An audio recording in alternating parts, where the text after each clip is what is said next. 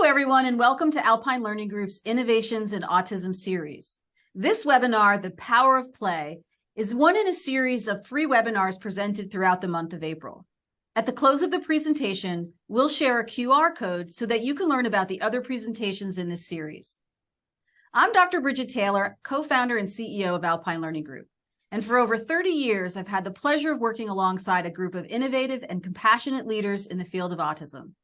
I'm happy we're able to share their expertise with you here today. Today, I'm very excited to introduce Dr. Jamie DeQuinzio. She's a licensed psychologist and a board-certified behavior analyst.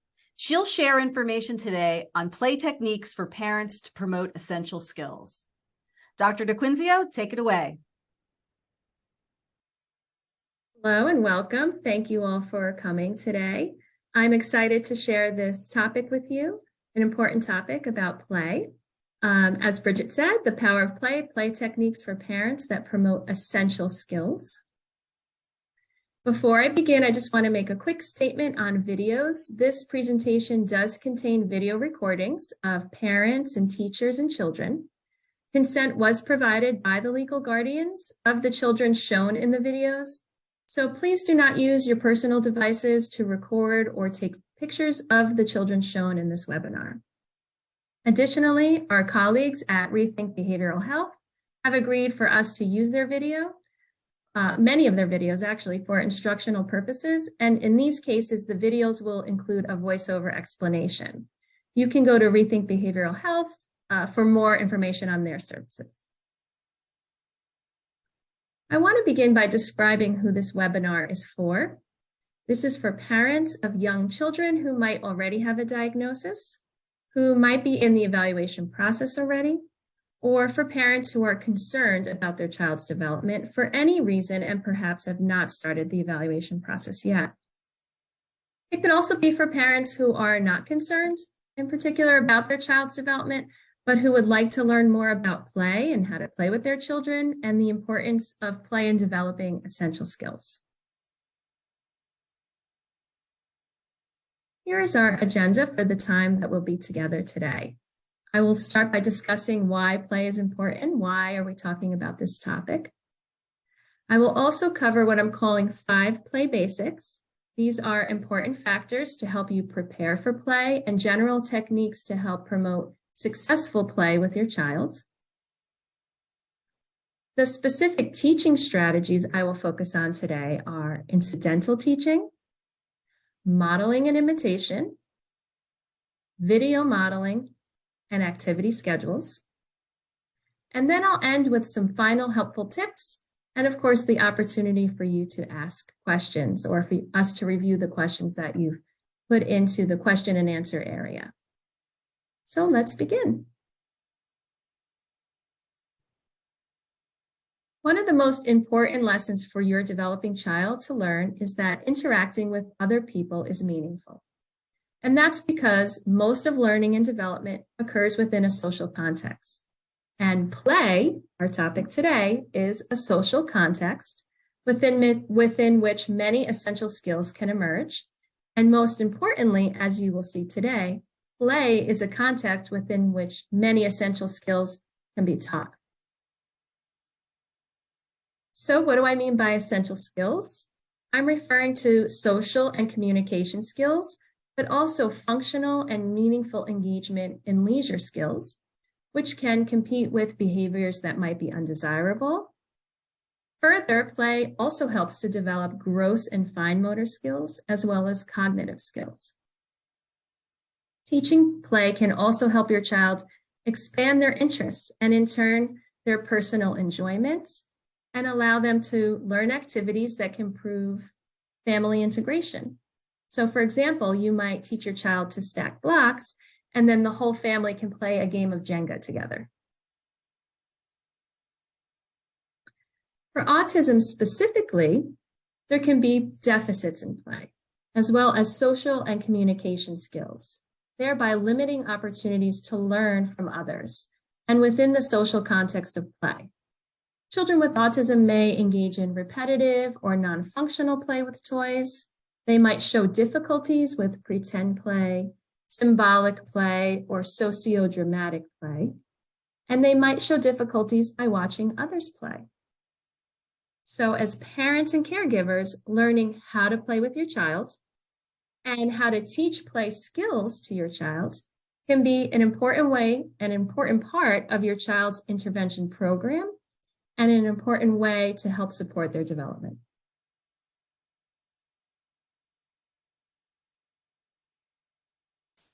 Before I go on to cover specific teaching strategies, I just want to briefly cover how play skills progress. It's important to understand this general progression so that you can know what to expect from your child and how to promote that next level of play. There is a general consensus that the developmental progression of play moves from basic manipulation of toys for sensory purposes to functional play, which is understanding the relationships between objects or cause and effect, and then to pretend play, and then symbolic play, which are both more abstract. Now, this does not mean that one must be mastered before the other can begin, or that children stop using some play skills once mastered. Think of it more as a fluid progression, and that skills can overlap and can be integrated, and that at any one time, a variety or a mix of these play skills can be used. Therefore, when planning what play responses to teach your child, you would consider how they are currently playing and then build from there. For example, if your child is starting at square one with play, you might begin with teaching them to imitate one-step actions with toys, such as rolling a car or placing a shape in a shape sorter or placing one block on another. Teach as many one-step actions as you can think of. Once your child shows proficiency there, you can move to two-step actions with toys. Think about teaching logical sequences, such as putting a figure in a car and then pushing it, or placing an animal in a barn and closing the barn door. From there, you can teach simple pretend play actions. You might start without verbal responses at first, like feeding a doll or flying a plane through the air. After that, you can add in sounds or add in verbal responses, such as feeding the baby and making eating noises.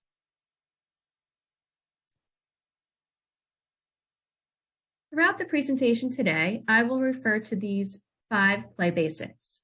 You will see them come up often, and they will be repeated as sort of themes throughout the presentation. So I'll begin by reviewing them now, and I want you to keep them in mind while you're playing with your child. Let's start with the first one, which is motivation. Motivation and interest is important in any teaching interaction, and it's the same case when teaching play. So how do you ensure motivation and interest? Well, when it comes to the actual toys, you might want to choose toys, of course, first and foremost, that are developmentally appropriate for your child, but also that they are interested in. You can promote motivation by rotating toys, keeping some sets stored away, and this way, when you take them out again, they are new and interesting. You can also keep some toys slightly out of reach or in your possession during play to increase motivation for social responses and communication, like requesting, and you'll see some of that later. But it's not just about toys. Social games and physical interactions are also an important part of play and can be an important consideration in motivating your child to interact with you and others, which you will also see examples of in this presentation. Okay, let's move on to the next play basic, which is wait and watch. And this is really about being a good observer of your child while they're playing. So when you're playing with your child, be sure not to take over. If your child already has some play skills and you are looking to enhance social communication, wait and watch their play and then find an opportunity to join in that makes sense. When teaching play responses, you'll also want to provide your child with an opportunity to respond before you jump in and assist them. And you'll see some of that later as well. Modeling and imitation is a foundational teaching strategy, and we will cover that today as well. And it can be used in any play scenario, so keep that in mind. Reinforcement is another foundational teaching strategy. And when your child engages in a play or communication behavior that you want to happen again, use reinforcement. Provide praise or make positive statements, provide access to toys. For early learners, you might also have to pair those social reinforcers with some preferred snacks to facilitate learning. Finally, it is okay to repeat play routines with your child. This will help them to anticipate what comes next and to provide them with enough opportunities for you to teach them and for them to practice the essential skills that you're trying to teach. It also helps for you to gradually fade out your prompts and assistance until they are performing the responses independently without your help. Now, keep in mind, you want to repeat functional and appropriate play routines. And I'll talk more about this as we go on into our teaching strategies.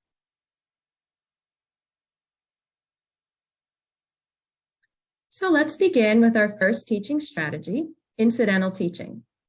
This is a teaching technique that uses the child's interest to teach a variety of communication and language skills. It's something that you can work into almost any play situation. Let's review the steps of incidental teaching first. Okay, so we begin by requiring an adult setting up the environment to capture the child's interest and to promote an initiation by the child.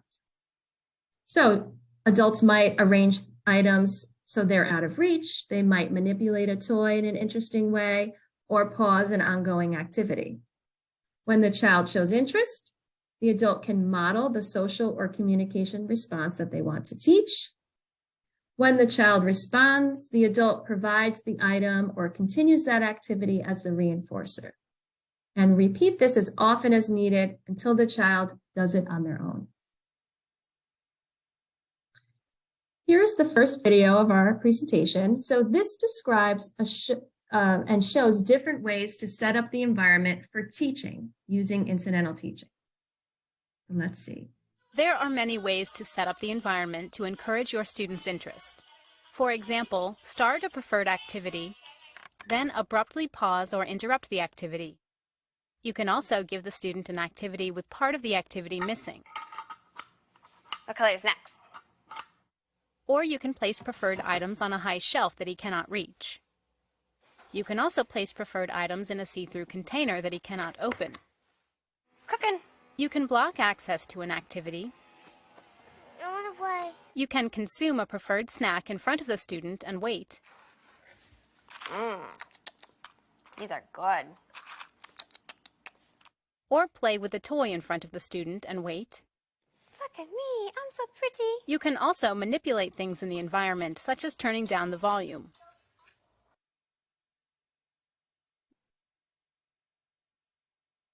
Now in this next clip, you'll see how incidental teaching can be used to teach language across a variety of situations. So the teachers in each of these scenarios set up the environment to capture the child's interest, just like you saw in the last clip. And then when the child shows interest, they model the language they want to teach. Then they provide the item or they resume the activity as the reinforcer when the child responds. So let's watch it in action. K. Say, where is the K? Where is the K? Oh, I have it, sorry. Say, can you help me? Can you help me? Oh, sure. Here we go. Open it. Open it. Say, open it, please. Open it, please. Nice job saying open it, please. Sure, I'll open it for you. Say, excuse me, please. Excuse me, please. Sure. Whack-a-mole. Say, what's that? What's that? This is a kaleidoscope. Want to try it? Yeah. All right, look through it here, and then you have to squeeze this part. Okay. Say, turn it on. Here. Oh. Here's an example of incidental teaching with an infant within a physical interaction. Mom starts the routine. She pauses it, She waits for the baby to look at her. That's the communication response mom's looking for, eye contact. Then she reinforces the eye contact by resuming the routine. Now notice how she'll repeat the routine to give the baby more opportunities to practice. And here, as a reminder, we're looking at a non-verbal behavior, whereas in the prior clips, we were looking at building verbal language.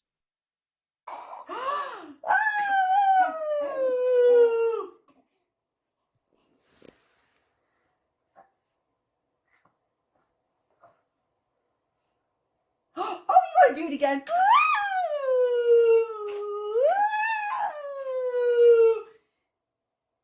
Let's do it again. So that's great. You notice mom was really patient that first time around. She really waited the baby out, tried to move in her field of view.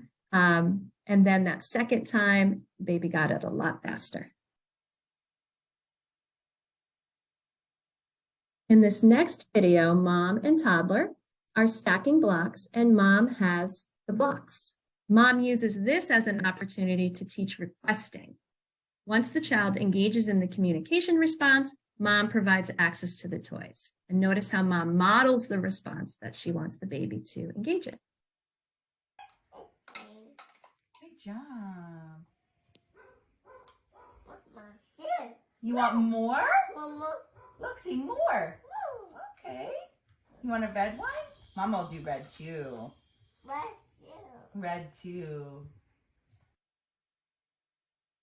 Again, remember that you repeat this interaction until the baby responds independently.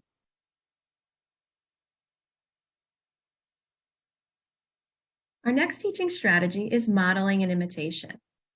Modeling and imitation is a foundational teaching tool, and this can be incorporated into any play scenario. Here are the steps for modeling and imitation. So first you would model a play action. And here's where you might want to wait and watch. Give your child a chance to respond. If they do imitate, you can reinforce with praise or positive social statements. If they don't imitate, you can gently guide or prompt them to imitate your action. And repeat it to provide more opportunities for the child to do it independently. Here's a video clip that shows the model, prompt, and reinforcement steps of imitation training with pretend play. In this video, the teacher is also using the instruction, do this, which is another way to promote imitation. Two identical sets of objects and give the instruction Do this. to help the student respond correctly. Prompt by guiding her hands to do the action and immediately reward the prompted response. Good, you stirred with the fork. Nice job. Let the student try again. Do this. When the student is able to respond independently, provide more enthusiastic praise and a reward. Wow, look at that. You did it. Excellent. Out here, how you might add on to this. So this one was one step, right? You might add another logical sequence here. So make it a two-step. So maybe mix and then maybe feed a baby.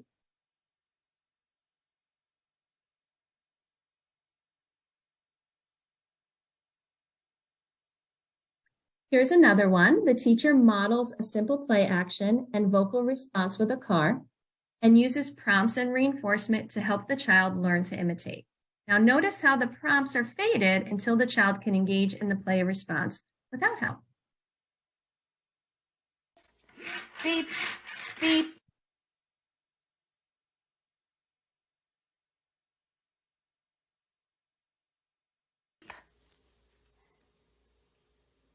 If the student does not respond after several seconds, provide manual guidance and a verbal model.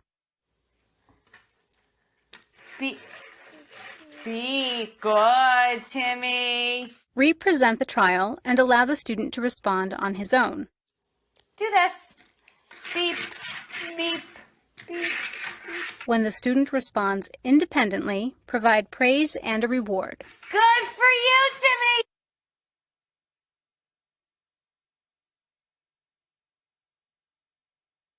Here's a clip of a mom modeling an action with a baby doll.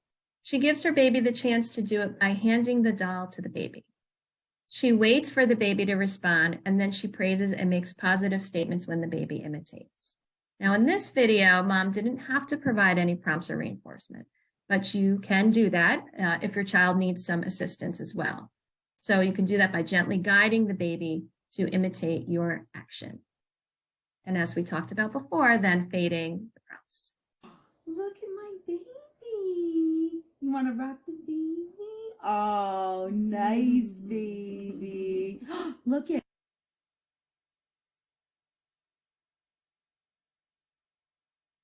Modeling can also be used to teach another essential skill during play, known as joint attention. Joint attention involves two people paying attention to the same thing and for a social reason, to share enjoyment. And this is different than requesting, what we saw before. Showing an item to someone else is an early form of joint attention. And if your child does not yet know how to point, this is a great way to start teaching joint attention while playing with toys. In this next video, the parent models joint attention, coordinated showing, looking, and vocalizing. Then she gives the baby a chance to respond.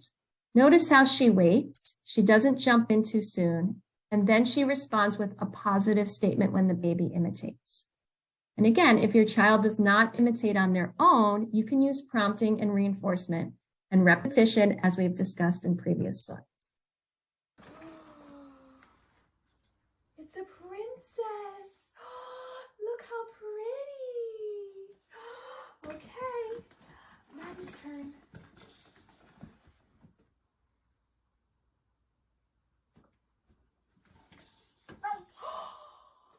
Cool, Moo. It's a cow.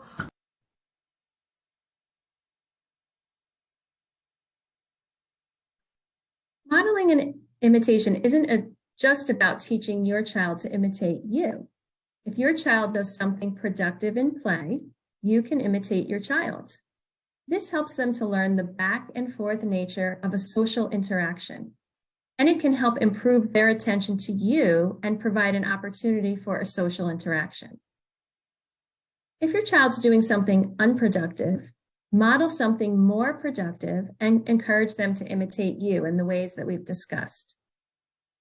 You can also encourage them to imitate you by modeling it more than once, handing the child the toy or piece from the play set, as we saw in a couple of the videos, changing what you are doing and modeling something else that might be more interesting to the child. Or, of course, as we've seen, providing the physical guidance and the prompts. In this video clip, you will see the parent modeling some pretend play, but then also imitating the child's play responses that are productive.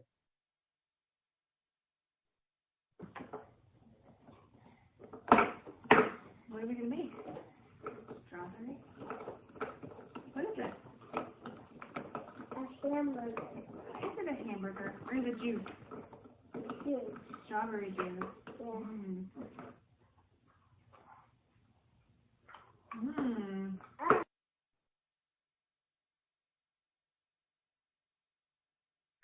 If you're having successful play interactions with your child and your child is ready for the next step, you can promote play expansion.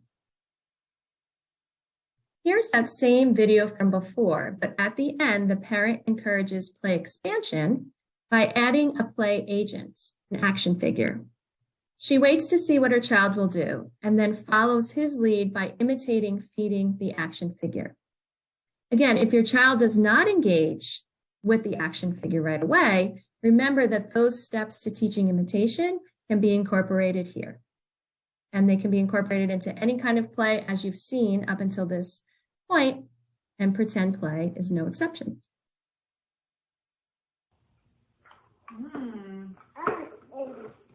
It's delicious. Can I try yours? Oh, No? mommy. No? I can try it? Nope. Yes, oh, really? hungry? Yeah. How about you?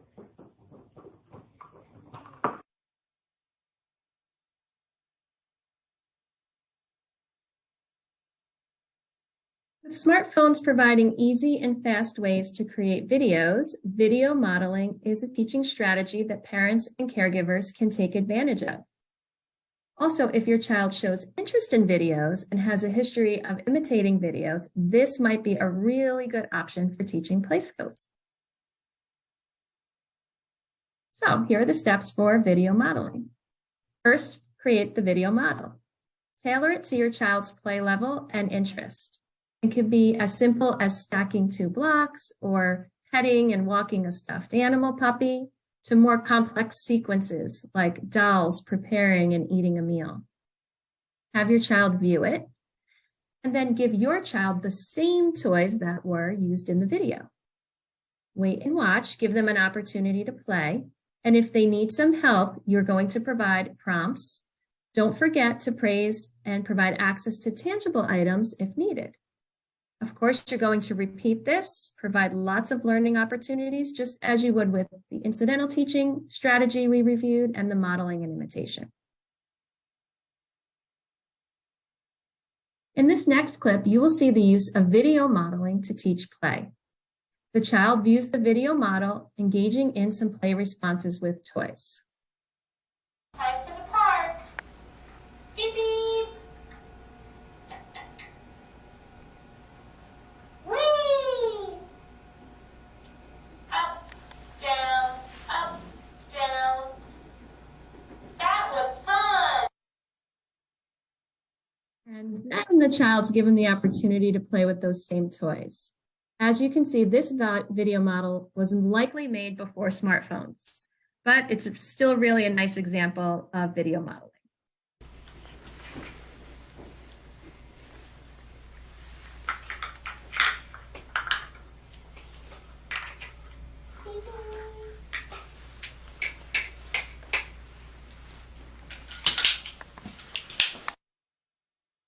You might have to use some teaching here again, so some physical guidance to help your child imitate the video if needed, and then repeat those learning opportunities. Now, if your child can engage in a few activities in isolation, for example, completing a puzzle or putting pegs in a board or doing a shape sorter, you can teach them to chain these activities together and engage in them in a sequence, one after the other, by creating an activity schedule. An activity schedule is a set of pictures or words that a child can use to cue to engage in a sequence of activities. Pictures can be placed in a flip book, for example, 1 picture on each page, or in a list if your child is a reader, or even on a tablet or smartphone. There are various presentation formats. Then you'll use prompts and reinforcement to teach your child to get the item in the picture, to complete it, and then to put it away. After that, either turn the page or swipe to the next picture or remove the pictures that are completed. These steps are repeated for each activity.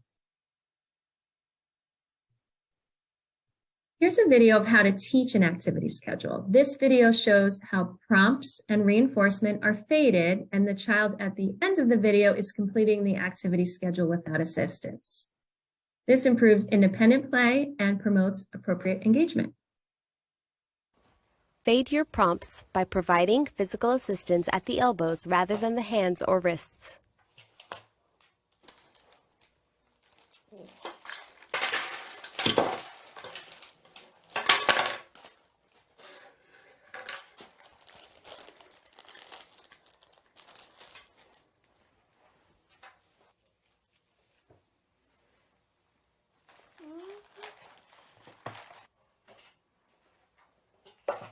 All done. All done. Good job. You finished your schedule. Nice job. Eventually fade prompts and allow the student to follow the schedule independently. Also fade your distance by stepping further from the student. Provide small snacks as rewards for completing components of the schedule independently.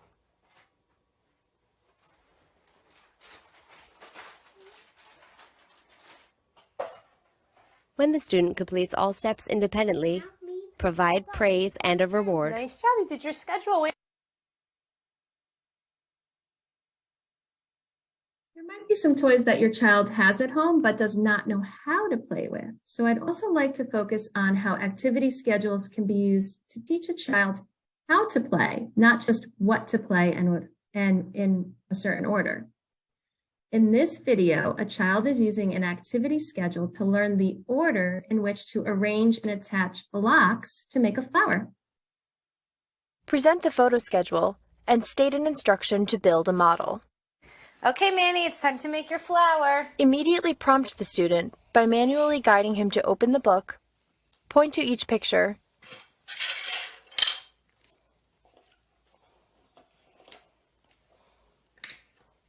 build with each block, and turn the page. Initially provide praise and a reward even though the student responded with assistance. Manny, I love it. What did you make? A red flower. A red flower. Good for you making your red flower. Smell. Does it smell good? Yeah. Okay, Manny, it's time to build. Fade prompts by providing less physical guidance.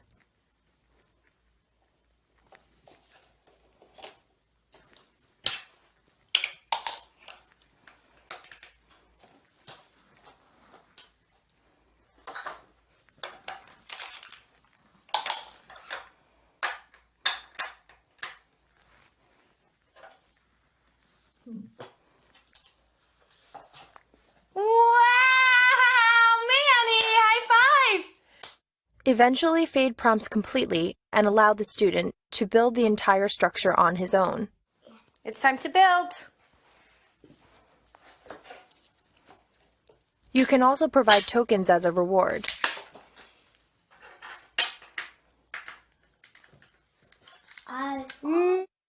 When the student responds independently, provide enthusiastic praise and the best reward.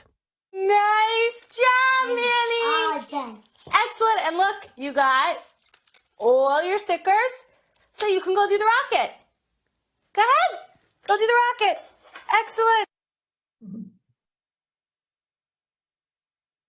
Here's one more example of using an activity schedule to teach play responses. Here, the teacher used prompts and reinforcement to teach the child to follow the schedule. Over time, those prompts were removed as the child became independent.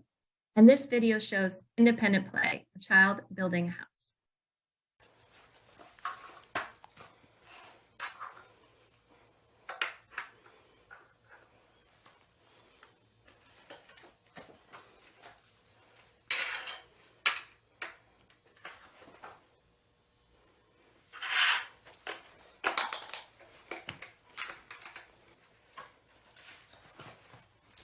Good for you, Manny. What did you make? Pika. Boo.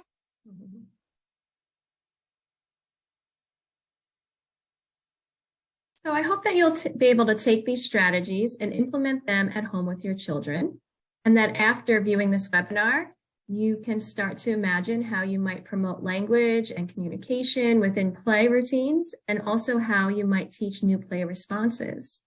As well as, I hope it's been obvious the versatility of all of these different types of teaching strategies to teach a variety of different kinds of play skills.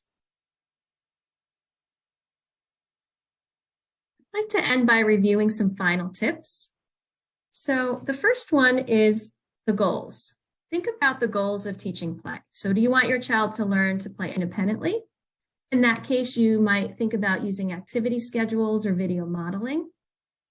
Or do you want to focus on social and communication skills? And in that case, you might think more about using incidental teaching and modeling and imitation. Or you might want all of those things as goals. And so you might consider using all of these techniques. Next tip is not to be too passive. So don't let inappropriate or non-functional actions go on for too long. Get in there and encourage appropriate play and use the modeling and imitation and the other strategies that we've discussed. It's okay if you have to help your child play. Don't be afraid to provide that guidance and the prompts. This is going to teach them what to do and how to engage in the appropriate play actions, just like you saw in the videos. Use reinforcement. Reinforce the behavior you want to see more of. So you can use praise, you can use tangible reinforcers. All of those things are okay and good to use. Capture their interest. If you are finding it's hard to get your child interested in you, consider changing up what you're doing or doing things in a silly or exaggerated way to get their attention.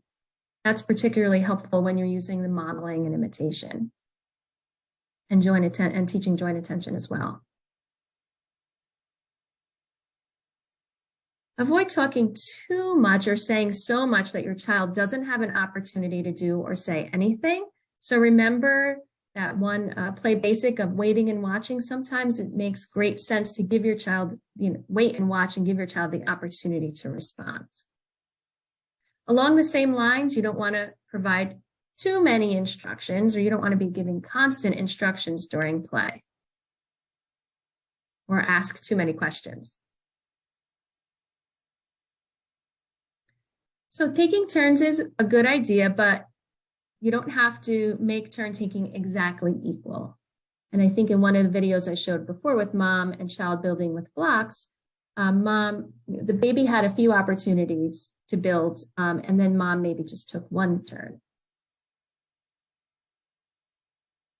Recall before I discussed physical activity as part of play. Also incorporating movement and music into play, especially with infants and toddlers, is another context in which to include many of the techniques that we discussed today. If you've been playing for some time and you're able to achieve a good number of positive social interactions or play responses with your child, that could be a good time to end it. So you always want to end play on a good note.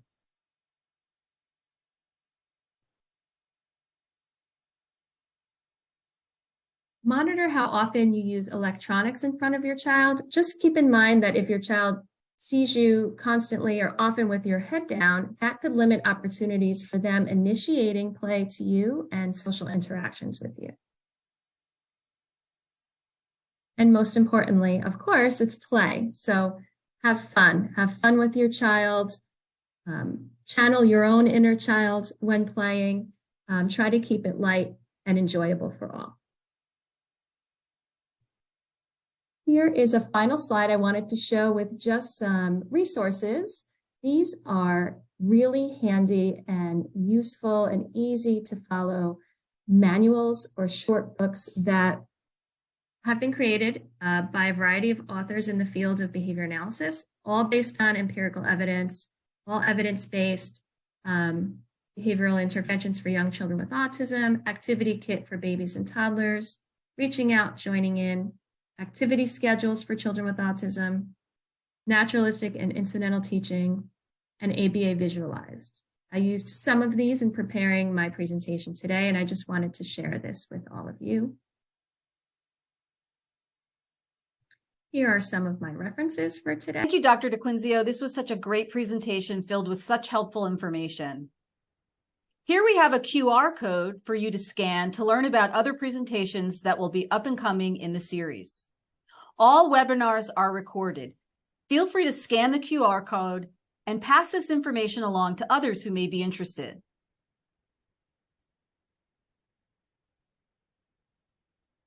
If you or someone you know is looking for autism services, please reach out to Alpine. Our intake coordinator is happy to help you navigate next steps. When the webinar ends, you'll receive a survey to give us some feedback about today's presentation. We appreciate your feedback so that we can continue to provide information that's of value to you and your family. Thanks, everyone. Bye.